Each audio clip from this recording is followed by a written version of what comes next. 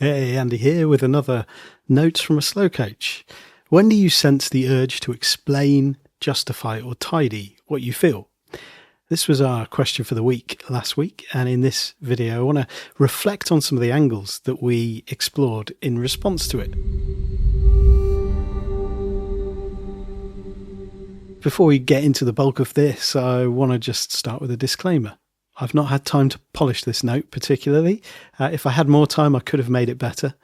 And there we go. That's our first example.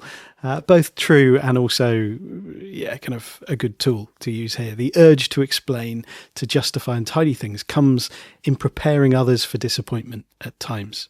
Does that sound familiar to you? It's definitely one that I lean on a lot. You know, sometimes that urge to say, well, it would have been better if I got decent equipment or had more time, or don't get your hopes up as you're handing over a present. These could be strong when you're sharing work with people. Like I get it when I'm sharing songs for the first time with people. Like all the reasons why it's not as good as it could have been under different circumstances or in a parallel universe. Or we might, giving gifts, we might fall into this, or responding to somebody's excited expectations. Oh, like I'm really looking forward to spending time with you. Wow, I wouldn't get your hopes up. I'm feeling a bit tired at the moment. It might not be that fun, or whatever. Then over preparing and bracing. So you might over prepare before sharing a feeling or making a request. Maybe rehearsing conversations, anticipating negative responses, and bracing for all the imagined pushback that we sort of sense, that's going to be definitely coming our way if we express this feeling. And at its best, this can help us feel more confident and ready. You know, if you've had that preparation and a certain degree of rehearsal, that can be a really helpful thing to do. But at its worst, this becomes a real intense vigilance that can become a self-fulfilling prophecy. You know, this sense of bracing for something can actually invite the reaction that it fears. Then observation, overreach, and unnecessary conflict. It can frustrate people when we don't say what we're feeling. We might hear, and we might say to others, why don't you just say so? When something is finally comes out after it's being harboured beneath the surface and it's been left unaddressed for a long time. And then finally, somebody expresses the feeling. Highly sensitive people notice small details, and they might pick up on comments that don't necessarily mean anything, but interpret them as signs of strong feelings. Conversely, we might say things out of politeness, which then for the other person become a story that they exaggerate in their mind, and that it can lead to resentment if they don't see us recognizing this thoughtfulness. For example, you know, an off-the-cuff comment like, oh, this is tasty coffee, when you're visiting friends, might be interpreted by a partner as, oh, he prefers this coffee to the coffee that we have at home. Or even, I didn't realize he hated the coffee we have at home.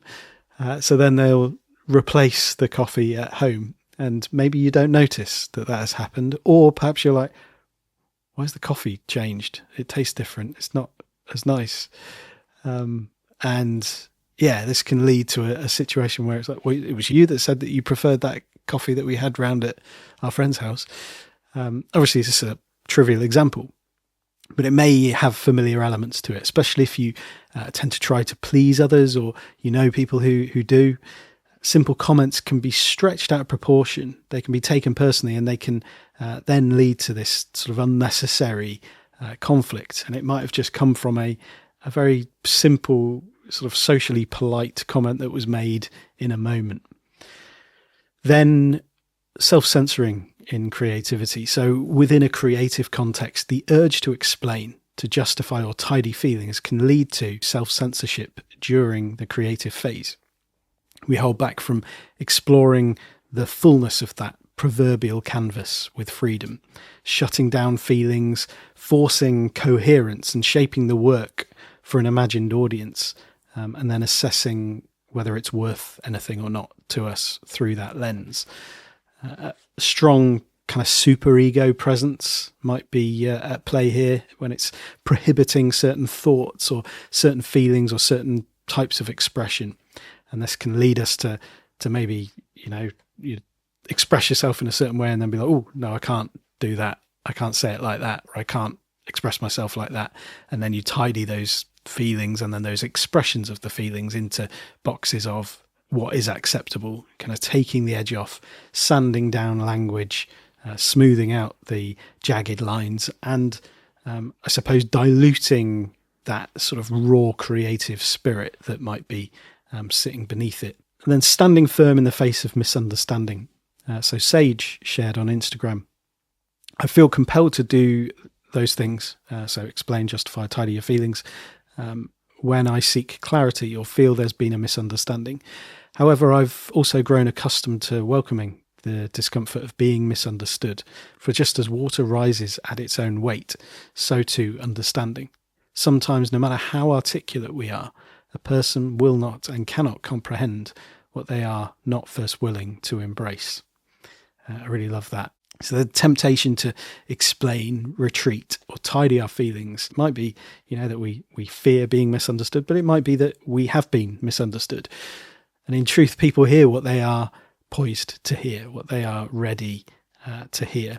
And in this reactive, fast-paced age, we aren't encouraged to take the time to understand context and intentions and all of these things that actually underpin those things that we are interpreting and trying to understand. We hear one another through the soundtrack playing in our nervous systems. No matter how much we clarify, explain, justify and tidy, it's nearly impossible to change someone's mind if they're in an activated state. And this can lead to criticism and misunderstanding, and the urge to avoid discomfort might cause us to drain the original energy and spirit from what it is that we want it to mean. And we'll lose sight of what matters most to us. Again, diluting things in order to appease the either imagined critic or the person who is interpreting it through that soundtrack in their nervous system and kind of getting it wrong as far as we're concerned. Diluting strong feelings to fit. The urge to tidy also occurs when a strong feeling emerges and we might worry about occupying too much space. We might integrate our response or our preference or opinion into the other person's perspective or sort of play it down in some way. If it's not perceived as shared by others, we might dilute it in order to avoid judgment or avoid offending people. And even when it doesn't contradict anyone else's view, we can sort of talk ourselves into diminishing its importance in order to shrink back and not take up too much space in that environment. And then explaining the intuitive nudge. So it happens with intuitive nudges as well, which are more complicated to explain because they lack obvious substance.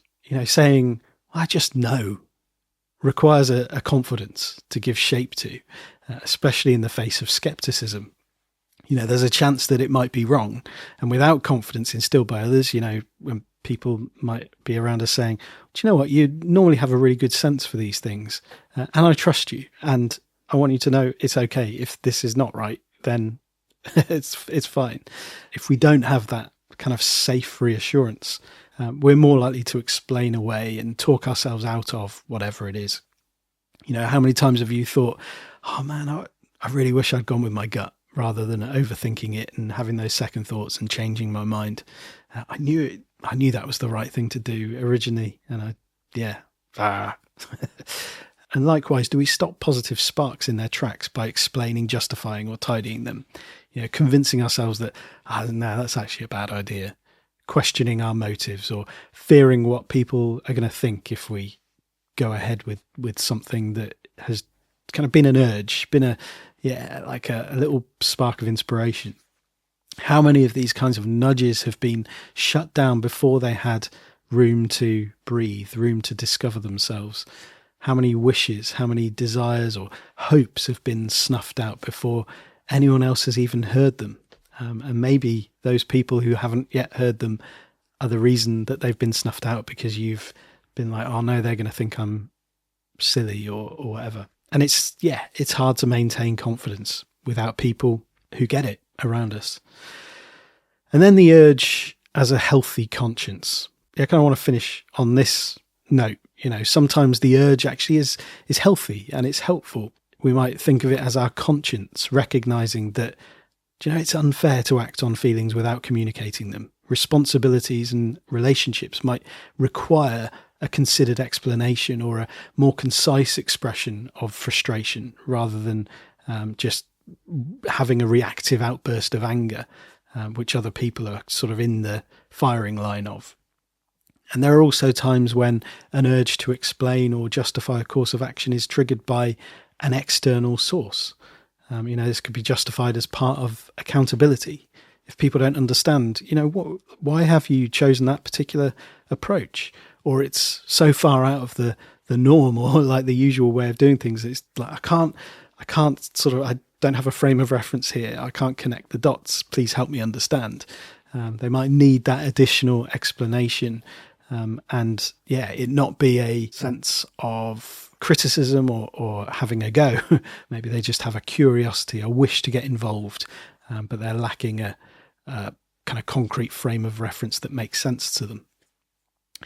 So, to finish, just a few filtering questions, really. Like, how can we determine if the urge is valid, if it's helpful, if it's worth responding to? We might ask ourselves some questions just to help us focus. We sense that urge to explain, to justify, or tidy what we feel. Questions like, what does this urge want to protect? What's it seeking to protect? A relationship? My self-image? My comfort? My safety? How important is this to me right now? What am I imagining or anticipating as I experience this urge? What is the evidence that tells me that the story that I'm telling myself about this is true? What will I lose if I explain, justify, or tidy what I feel in this situation? What will I gain if I explain, justify, or tidy what I feel in this situation? If I didn't have to justify anything, what would I choose to do right now? Or how would I choose to approach this? How could I explain from a position of confidence? So just some starter questions, really. I'd love to hear any thoughts that you have on this, anything that helps you kind of filter that urge to explain, justify, or tidy what you feel, and whether you kind of, related to any of those things that I've talked about more than others, or if anything got you thinking, like in terms of, I heard that my initial reaction to that question was in this area, but actually hearing these other things that you spoke about, which are a reflection of what we've been speaking about. This is the hive mind of the Haven. This is not just my stuff. That's kind of unlocked some other things, and that's quite interesting to think about. I'd love to hear from you. Drop a comment below or send me a message through the Haven. I will pop a link in the description. I'll see you again soon for another note from a slow coach. Until then, take care. Bye-bye.